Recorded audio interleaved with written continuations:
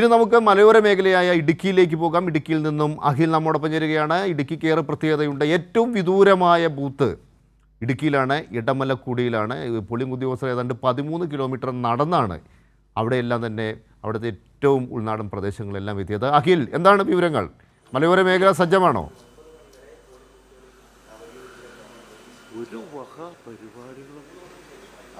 രാജേന്ദ്രൻ, തീർച്ചയായും മലയോര മേഖല പൂർണ്ണമായും സജ്ജമായി കഴിഞ്ഞു. തെരഞ്ഞെടുപ്പിനെ വരവേൽക്കാനായി തെരഞ്ഞെടുപ്പിൻ്റെ മോക്ക് പോളിംഗ് ഒരുക്കങ്ങൾ പൂർത്തിയായി. മോക്ക് പോളിംഗ് ദൃശ്യങ്ങൾ നമ്മളിപ്പോൾ ഉള്ളത് കട്ടപ്പനയിൽ സെൻറ്റ് ജോർജ് സ്കൂളിലാണ്. ഇടുക്കി നിയോജക മണ്ഡലത്തിലാണ്. ഇടുക്കി നിയോജക മണ്ഡലത്തിലെ സെൻറ്റ് ജോർജ് സ്കൂളിലെ ബൂത്തിലാണ് നമ്മളിപ്പോൾ ഉള്ളത്. ഇവിടെ മോക്ക് പോളിംഗ് ഒരുക്കങ്ങൾ വിവിധ രാഷ്ട്രീയ കക്ഷി നേതാക്കളെത്തി EVM മെഷീൻ പരിശോധിച്ചുകൊണ്ടിരിക്കുകയാണ്. മോക്ക് പോളിംഗ് പുരോഗമിച്ചുകൊണ്ടിരിക്കുകയാണ്. ജില്ലയിലെ ആകമാനം കണക്കെടുത്താൽ ജില്ലയിൽ ആകമാനം വരുന്നത് 8,05,427 വോട്ടർമാരാണ്. ഇതിൽ പുരുഷ വോട്ടർമാരെന്ന് പറയുന്നത് 3,97,586 പേരാണ്.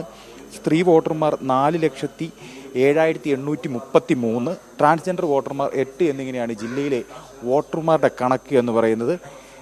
ജില്ലയിൽ ആകെ 1076 പോളിംഗ് സ്റ്റേഷനുകളാണ് വോട്ടെടുപ്പിനായി ഒരുക്കിയിട്ടുള്ളത്. ഇവിടെ തെരഞ്ഞെടുപ്പ് ഡ്യൂട്ടിക്കായി 6460 ഉദ്യോഗസ്ഥരെ നിലവിൽ നിയോഗിച്ചിട്ടുണ്ട്. സ്ത്രീകൾ നിയന്ത്രിക്കുന്ന 38 പോളിംഗ് ബൂത്തുകളും 14 മോഡൽ പോളിംഗ് ബൂത്തുകളും നിലവിൽ ജില്ലയിൽ സജ്ജീകരിച്ചിരിക്കുന്നു. ഇതിൻ്റെ എടുത്തു പറയേണ്ട ഒരു കാര്യമെന്ന് പറയുന്നത് എല്ലാ ബൂത്തുകളും ഭിന്നശേഷി സൗഹൃദമായ ബൂത്തുകളാണ് ഒരുക്കിയിരിക്കുന്നത്. രാജേന്ദ്രൻ കുറച്ചു മുമ്പ് സൂചിപ്പിച്ചതുപോലെ തന്നെ സംസ്ഥാനത്തെ ഏക ഗോത്രവർഗ പഞ്ചായത്തായി ഇടമലക്കുടി പഞ്ചായത്ത് ഉൾപ്പെടുന്നത് ഇടുക്കി ജില്ലയിലാണ്. ഇടമലക്കുടിയിലെയും തെരഞ്ഞെടുപ്പിനുള്ള എല്ലാവിധ ഒരുക്കങ്ങളും നിലവിൽ പൂർത്തിയായി കഴിഞ്ഞു. ഇന്നലെ തെരഞ്ഞെടുപ്പ് സാമഗ്രികളുടെ വിതരണം പൂർത്തിയായി.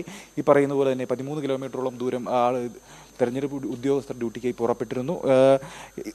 ഇടമലക്കുടി പഞ്ചായത്തിലെ 3 ഉന്നതികളിലായാണ് പോളിംഗ് ബൂത്തുകൾ സജ്ജീകരിച്ചിട്ടുള്ളത്. സൊസൈറ്റി കുടി, മുളകുതറ, പരപ്പയാർകുടി എന്നിങ്ങനെ 3 ഉന്നതികളിലായിട്ടാണ് നിലവിൽ ഇടമലക്കുടിയിൽ പോളിംഗ് ബൂത്തുകൾ സജ്ജീകരിച്ചിരിക്കുന്നത്. രാജേന്ദ്രൻ, അഖില, ഈ ഇടുക്കി ജില്ലയുടെ ഒരു പ്രത്യേകത എന്ന് പറഞ്ഞാൽ ഇത്തവണ തീപാറും പോരാട്ടം നടക്കുന്ന ഒരു ജില്ലയാണ്. അവിടെ ഇരു മുന്നണികളും തന്നെ ശക്തമായ മത്സരമാണ് കാഴ്ചവെക്കുന്നത്. പ്രത്യേകിച്ച് കേരള കോൺഗ്രസിൻ്റെ എല്ലാം തന്നെ സാന്നിധ്യം വളരെ നിർണായകമായ മാറ്റം ഉണ്ടാക്കാൻ സാധ്യതയുള്ള ഒരു ജില്ല കൂടിയാണ്.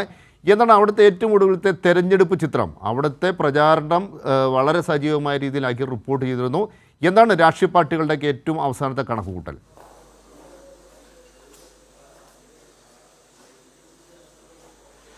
രാജേന്ദ്രൻ, തീർച്ചയായും തീപാറുന്ന പോരാട്ടം നടക്കുന്ന ഒരു ജില്ലയാണ് ഇടുക്കി എന്ന് തന്നെ പറയേണ്ടി വരും. ഇടുക്കി ജില്ലയിൽ ഉൾപ്പെടുന്ന 5 മണ്ഡലങ്ങളാണ്. തൊടുപുഴ, ഇടുക്കി, ഉടുമ്പൻചോല, ദേവികുളം, പീരുമേടി എന്നിങ്ങനെ 5 മണ്ഡലങ്ങളാണ് ഇടുക്കി ജില്ലയിൽ ഉൾപ്പെടുന്നത്. ഇതിൽ തൊടുപുഴ മണ്ഡലം എന്ന് പറയുന്നത് PJ ജോസഫിൻ്റെ കാലങ്ങളായി PJ ജോസഫ് വിജയിച്ചു വന്നിരുന്ന 5 പതിറ്റാണ്ടോളമായി PJ ജോസഫിൻ്റെ കൈവശമുണ്ടായിരുന്ന മണ്ഡലമാണ്. ഇത്തവണ PJ ജോസഫ് മാറി നിൽക്കുന്നു. മകൻ മത്സരിക്കാനെത്തുന്നു. ആ മകൻ മത്സരിക്കാൻ എത്തുന്നത് തന്നെ രാഷ്ട്രീയപരമായി കേരള കോൺഗ്രസ് ജോസഫ് ഗ്രൂപ്പിൽ തന്നെ പലവിധമായ പ്രശ്നങ്ങൾ ഉണ്ടായിരിക്കുന്നു.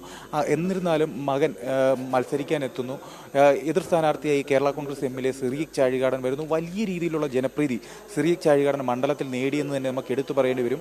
പ്രചരണ രംഗത്ത് നോക്കിക്കഴിഞ്ഞാൽ സിറിയക് ചാഴികാടൻ അബു ജോൺ ജോസഫിനെ അപേക്ഷിച്ച് ബഹുദൂരം മുന്നിലായിരുന്നു. വളരെയധികം മണ്ഡലത്തിലെ ഓരോ ആളുകളെയും കൃത്യമായി നേരിട്ട് കണ്ട് വോട്ട് അഭ്യർത്ഥിച്ച് പരമാവധി ആളുകളെ നേരിട്ട് കാണാൻ സിറിയക് ചാഴികാടന് കഴിഞ്ഞു. ഇത് ഒരു അട്ടിമറി വിജയത്തിലേക്ക് നയിക്കും എന്നുള്ള പ്രതീക്ഷ കേരള കോൺഗ്രസ് എമ്മിനും LDF ക്യാമ്പിനുമുണ്ട്. ഇടുക്കി മണ്ഡലത്തിലേക്ക് വന്നു കഴിഞ്ഞാൽ നിലവിലെ കഴിഞ്ഞ LDF സർക്കാരിലെ ജലവിഭവ വകുപ്പ് മന്ത്രിയായ റോഷി അഗസ്റ്റിൻ 25 വർഷമായി 2001 തുടങ്ങി 2026 എത്തി നിൽക്കുന്ന 25 വർഷമായി വിജയിച്ചു വരുന്നൊരു മണ്ഡലമാണ്. LDFന് കൃത്യമായ വോട്ട് സാന്നിധ്യമുള്ള, കൃത്യമായ വോട്ട് വിഹിതങ്ങളുള്ള മണ്ഡലമാണ്. കൃത്യമായ മത്സരം നടക്കുന്നത്. ഇവിടുത്തെ ഒരു പ്രത്യേകത എന്ന് പറയുമ്പോൾ കേരള കോൺഗ്രസ് ജോസഫ് ഗ്രൂപ്പാണ് കാലങ്ങളായി ഇടുക്കി മണ്ഡലത്തിൽ മത്സരിച്ചുകൊണ്ടിരുന്നത്. ആ മണ്ഡലത്തിൽ മത്സരിച്ചുകൊണ്ടിരുന്ന ജോസഫ് ഗ്രൂപ്പിൽ നിന്ന് കോൺഗ്രസ് ആ സീറ്റ് ഏറ്റെടുക്കുന്നു. കൈപ്പത്തി ചിഹ്നത്തിലാണ് ഇത്തവണ റോയ് കെ പൗലോസ് KPCCയുടെ വൈസ് പ്രസിഡന്റായിട്ടുള്ള റോയ് കെ പൗലോസ് അവിടെ മത്സരിക്കുന്നത്. ഇവിടെയും സീറ്റിനെ സംബന്ധിച്ച് UDFൽ പലവിധ തർക്കങ്ങൾ നടക്കുന്നു. ജോയി വെട്ടിക്കുഴി എന്ന കട്ടപ്പന നഗരസഭയുടെ ചെയർമാനായിരുന്നു ഇത്തരത്തിൽ കേരള കോൺഗ്രസിൽ നിന്ന് സീറ്റ് ഏറ്റെടുക്കണമെന്ന ആവശ്യം ആദ്യം ഉന്നയിച്ചത്. അദ്ദേഹത്തിന് മത്സരിക്കാനായിരുന്നു ഇത്തരത്തിലൊരു ആവശ്യം മുന്നോട്ട് വെച്ചിരുന്നത്. ആദ്യം മുതൽ തന്നെ ഈ മത്സരിക്കണമെന്ന ജോയി വെട്ടിക്കുഴിയുടെ ആവശ്യം പ്രകടവുമായിരുന്നു. ആദ്യ ലിസ്റ്റുകളിലെല്ലാം ഒന്നാമതുണ്ടായിരുന്ന പേരും ജോയി വെട്ടിക്കുഴിയുടെ ആയിരുന്നു. എന്നാൽ KPCCയിൽ നിന്ന് രണ്ടാമത്തെ സ്ഥാനാർത്ഥി പട്ടിക പുറത്തു വരുമ്പോൾ ജോയി വെട്ടിക്കുഴി പുറന്തള്ളപ്പെടുന്നു. റോയ് കെ പൗലോസ് സ്ഥാനാർത്ഥിയായി അവരോധിക്കപ്പെടുന്നു. ഉൾപ്പെടുന്നു. ഇത് ജില്ലയിലെ ഇടുക്കി മണ്ഡലത്തിലേക്ക് വരികയാണെങ്കിൽ കോൺഗ്രസ് പാർട്ടികളിൽ ഒരു ചെറിയ അനിശ്ചിതത്വം സൃഷ്ടിച്ചിട്ടുണ്ട്.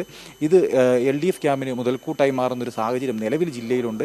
ഈ പറയുന്ന പോലെ തന്നെ സ്ഥാനാർത്ഥികളെ പ്രഖ്യാപിച്ച് ആദ്യം തന്നെ പ്രചരണം ആരംഭിച്ചത് ഇടുക്കി ജില്ലയിലും ഇടുക്കി മണ്ഡലത്തിലും LDFന് മുതൽക്കൂട്ടായി മാറുന്നു. ദേവികുളത്തേക്ക് വരുമ്പോൾ ദേവികുളം മണ്ഡലം വർഷങ്ങളായി കാലങ്ങളായി ഇടതുപക്ഷ ജനാധിപത്യ മുന്നണിയോടൊപ്പമുള്ള മണ്ഡലമാണ്. ആ മണ്ഡലത്തിൽ അഡ്വക്കേറ്റ് എ രാജ കഴിഞ്ഞ വർഷം MLA ആയിട്ടുള്ള എ രാജയാണ് നിലവിൽ ദേവികുളം മണ്ഡലത്തിലെ ഇടതുപക്ഷ ജനാധിപത്യ മുന്നണിയുടെ സ്ഥാനാർത്ഥി. അതേ പേരിനോട് തന്നെ സാമ്യമുള്ള F രാജ അവിടെ UDF സ്ഥാനാർത്ഥിയായി വരുന്നു. മുൻ CPM MLA ആയിരുന്ന S രാജേന്ദ്രൻ കൂറുമാറി BJPയോടൊപ്പം ദേവികുളം മണ്ഡലത്തിൽ മത്സരിക്കുന്നു. ഇതാണ് ദേവികുളത്തെ രാഷ്ട്രീയ ചിത്രം. ദേവികുളത്തേക്ക് വരുമ്പോൾ എ രാജ കഴിഞ്ഞ 5 വർഷക്കാലം ജില്ലയിൽ ദേവികുളം മണ്ഡലത്തിൽ ആകമാനം നടപ്പിലാക്കിയ മൂന്നാർ അടക്കമുള്ള വിനോദസഞ്ചാര മേഖലകളിൽ നടപ്പിലാക്കിയ വികസന പ്രവർത്തനങ്ങൾ ഒന്നൊന്നായി എടുത്തു പറഞ്ഞുകൊണ്ടാണ് എ രാജ വോട്ട് തേടുന്നത്. ഈ വികസന പ്രവർത്തനങ്ങൾ ഒന്നൊന്നായി വോട്ടായി മാറുമെന്നുള്ള ഉറച്ച പ്രതീക്ഷ എ രാജയ്ക്കുണ്ട്. കാലങ്ങളായി ഇടതുപക്ഷ മുന്നണിയോടൊപ്പം നിന്നിട്ടുള്ള മണ്ഡലമാണ് ദേവികുളം എന്ന് പറയുന്നത്. തോട്ടം തൊഴിലാളികളും അടക്കമുള്ള അടിസ്ഥാനവർഗം ഒരുപാട് വരുന്ന മണ്ഡലമാണ് ഈ ദേവികുളം മണ്ഡലം. നമുക്ക് വളരെ വിശദമായ രീതിയിൽ തന്നെ ഈ കാര്യങ്ങളെല്ലാം തന്നെ അഖിൽ റിപ്പോർട്ട് ചെയ്തതാണ്. ഈ സർക്കാർ മലയോര മേഖലയിലെ ജനങ്ങൾക്ക് ഏറ്റവും അധികം വികസന പദ്ധതികളെല്ലാം നടപ്പിലാക്കി വളരെ വിജയകരമായ രീതിയിൽ പൂർത്തീകരിച്ച ഒരു ജില്ലയാണ് ഇടുക്കി. അതെല്ലാം വോട്ടായി മാറുമോ ഇല്ലേ എന്നെല്ലാം നമ്മൾ ഇനി കാണേണ്ടത് തന്നെയാണ്.